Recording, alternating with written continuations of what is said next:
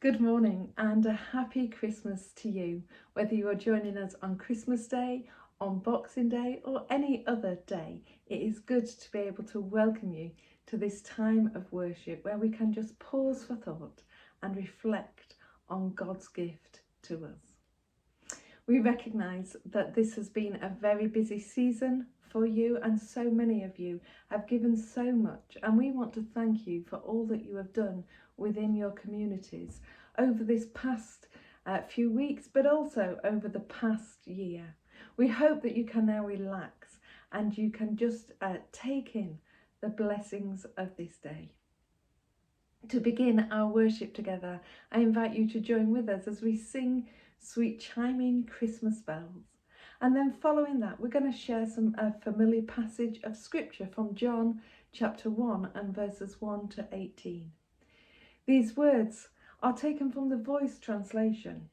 The translation may not be so familiar, but it does help to bring a fresh perspective and understanding to that ancient text. So please join as we sing together, first of all, sweet chiming Christmas bells.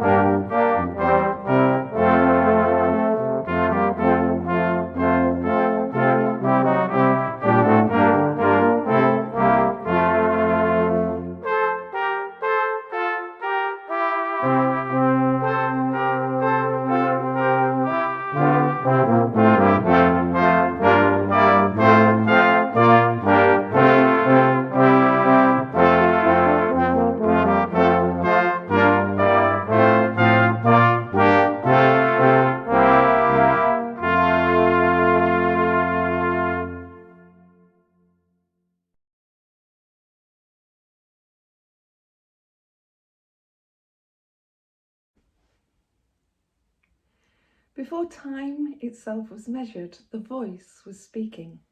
The Voice was and is God. This celestial word remained ever present with the Creator. His speech shaped the entire cosmos. Immersed in the practice of creating, all things that exist were birthed in him. His breath filled all things with a living, breathing light. A light that thrives in the depths of darkness, blazes through the murky bottoms.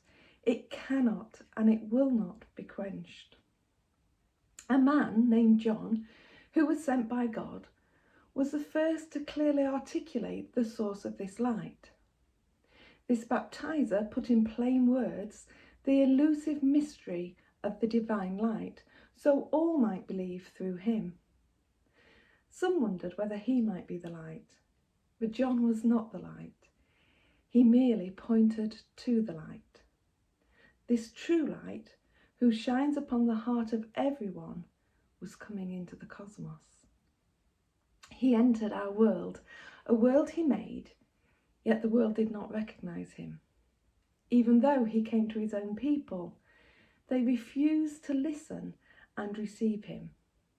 But for all who did receive and trust in him, he gave them the right to be reborn as children of God. He bestowed this birthright not by human power or initiative, but by God's will. The voice took on flesh, and he became human and chose to live alongside us. We have seen him, enveloped in an undeniable splendour, the one true Son of the Father, evidenced in the perfect balance of grace and truth. John the Baptist testified about him and shouted, "This is the one I've been telling you is coming. He is much greater than I am, because he existed long before me." Through this man, we all receive gifts of grace beyond our imagination. You see, Moses gave us rules to live by, but Jesus, the Anointed, offered us gifts of grace and truth. God, unseen until now, is revealed in the voice, God's only Son, straight from the heart of the Father. Amen.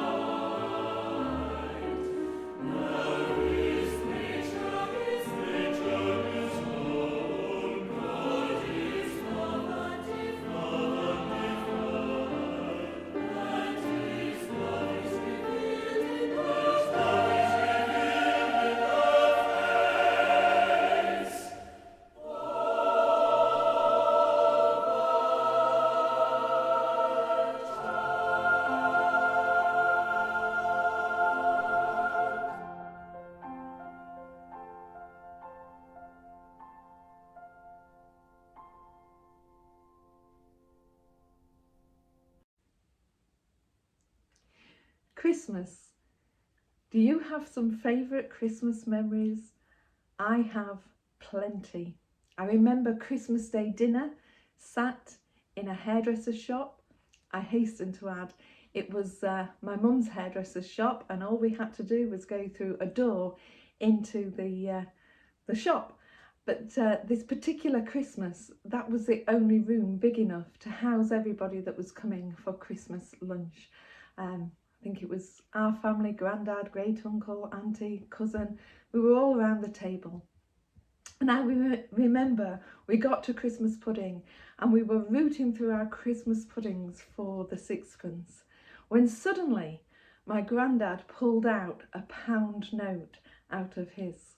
Pound notes, that's aging me to start with, isn't it? But granddad had planted this pound note in his Christmas pudding, and I can still see his face as he was laughing and unable to get any words out as he looked around at the astonishment on all our faces. And then there was another time when, same hairdresser's shop, my mum had asked me to go and get her a hairbrush one Christmas morning. And she must have been expecting a shout or something from me, because in its absence I heard a shout, "Have you put the light on, Rachel?" And I thought, well, I don't really need to do that, but I put it on, and there before me was the bike that I had been hoping for. Then there were Boxing Day meals.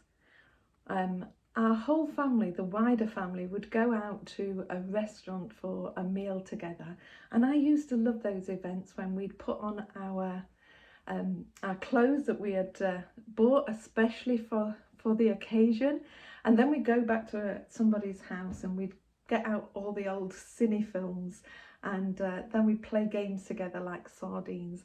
And if you've never played sardines, you need to play it. It's like a reverse hide and seek.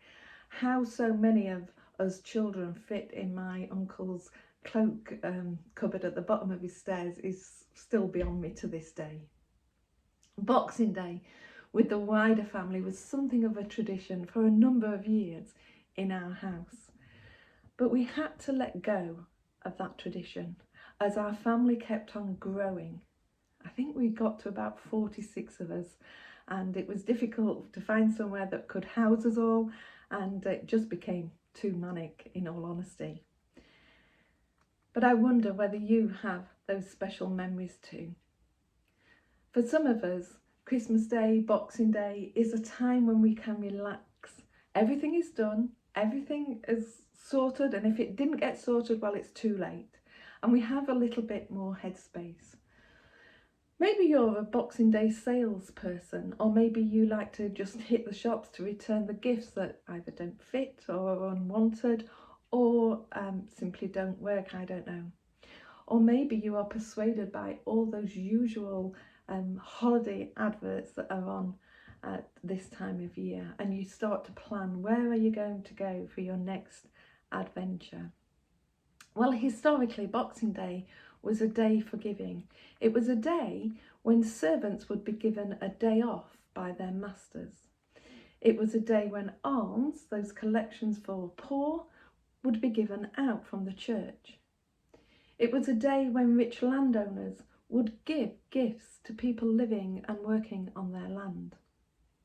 I'm not suggesting we embrace everything to do with all of those traditions, but you know, the essence of giving that is held within those traditions is something that we can hold on to. In John chapter 3, verse 16, we are reminded that God expressed his love for the world by giving. God gave Jesus. He didn't hold back, but instead he offered him freely to each one of us. And that gift of Jesus is available for each one of us to take hold of. At this time of year, we are reminded in so many ways of this gift, aren't we? Perhaps you have a nativity scene in your home. I'm guessing you've sung plenty of carols that tell us something about the Christmas story. We hear songs even on the radio that speak of his birth. And hopefully during this Advent season, you have found time to be like Mary and just ponder the events in your heart. In our nativity scene that stays out all year round, the figure of Jesus in the manger looks towards a window, and that window has a cross in it. And I often ponder the significance of that. Of course, it's just an image, but it's a poignant image. The Christ child looking to the cross. And I'm reminded that God not only gave Jesus to us in the manger, but he gave Jesus for us on the cross. Our earlier reading reminded us that Jesus took on flesh and lived amongst us, but that flesh would one day be nailed to a cross. Without the cross, the manger scene means very little. Today, we are grateful that God did not hold back, but he gave his Son freely for us. I wonder what you're like at giving. I'm guessing that you will have both received and given gifts this Christmas time. But what are you like in your general everyday life? Sometimes we hold on to things, don't we, that we think belong to us. It's something that we've learnt to do from an early age. Have you ever tried to get a toy from a toddler? Often, the more you try, the tighter they hold on to it. It would be far easier sometimes to run the gauntlet than getting a child to hand over their much loved toy. But we too can hold tightly to what we consider to be ours, whether it's our possessions or our careers, our resources, our time, our money, our traditions, even our ways of working. We like things to happen as we like them to happen. You know, we may know all things ultimately belong to God, but that head knowledge doesn't always influence our behaviours, does it? Corrie ten Boom, the Dutch woman who, along with her family, helped many Jewish people escape from the Nazis, she is quoted to have said, "I have learnt to hold all things loosely, so God will not have to pry them out of my hands." Christmas reminds us that God did not hold Jesus too tightly. As close as that eternal relationship was, God gave freely, knowing all that that would mean for him. And Jesus freely chose to take on flesh and live amongst us, to come to heal a broken world, to redeem us, to establish a relationship with us, to save us. You know, that's a real gift of Christmas, isn't it?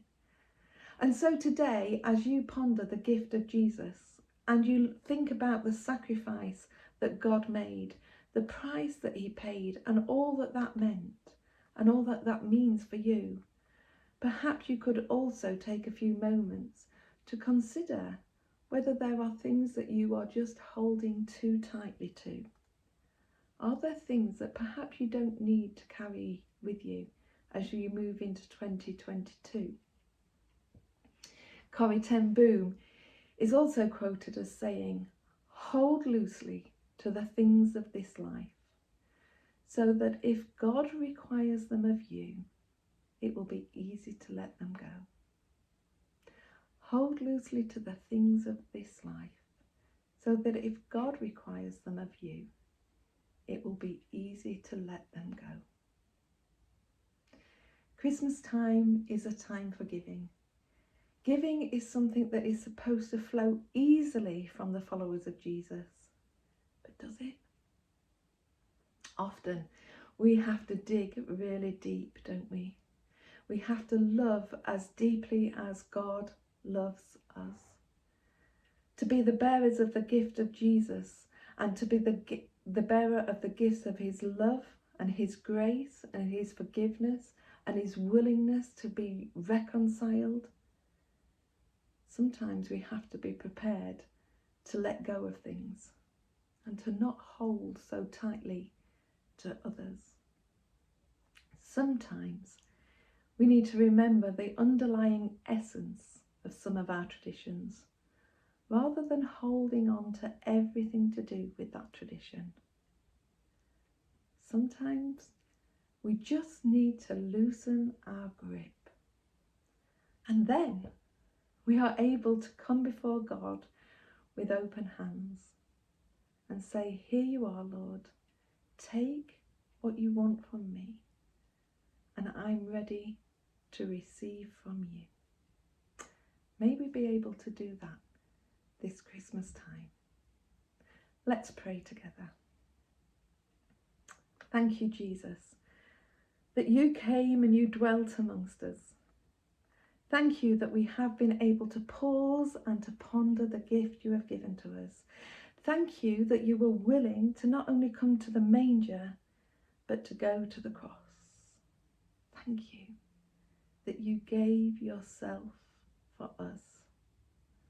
Help us not hold too tightly to the things we consider to be ours, but to come before you, willing to surrender those, willing to give all that we have, and ready to receive from you. Lord, will you show us anything that we have made more important than loving and serving you? Will you develop within our hearts that love that loves deeply and gives freely? We thank you for the many blessings of this season, of time spent with family and friends. We recognise that there is still so much uncertainty around in these days, but we again acknowledge that you are King of Kings, you are Lord of Lords, you are the Alpha and Omega, the beginning and the end, and we place our hope and our trust in you. May your kingdom come, may your will be done. Amen.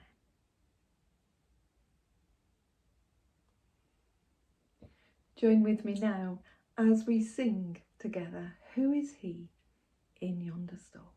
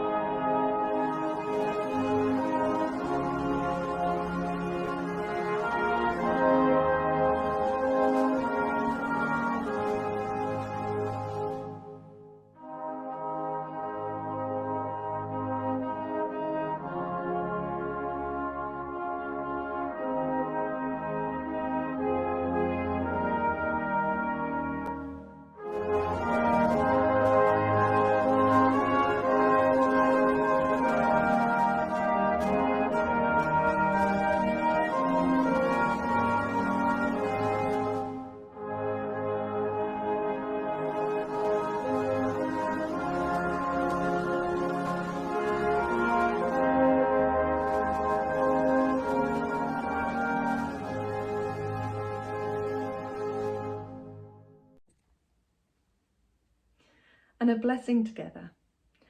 When the song of the angels is stilled, when the star in the sky is gone, when the kings and the princes are home, when the shepherds are back with the flocks, then the work of Christmas begins, to find the lost, to heal those broken in spirit, to feed the hungry, to release the oppressed, to rebuild the nations, to bring peace among all peoples, to make a little music with the heart, and to radiate the light of Christ every day, in every way, in all that we do and all that we say.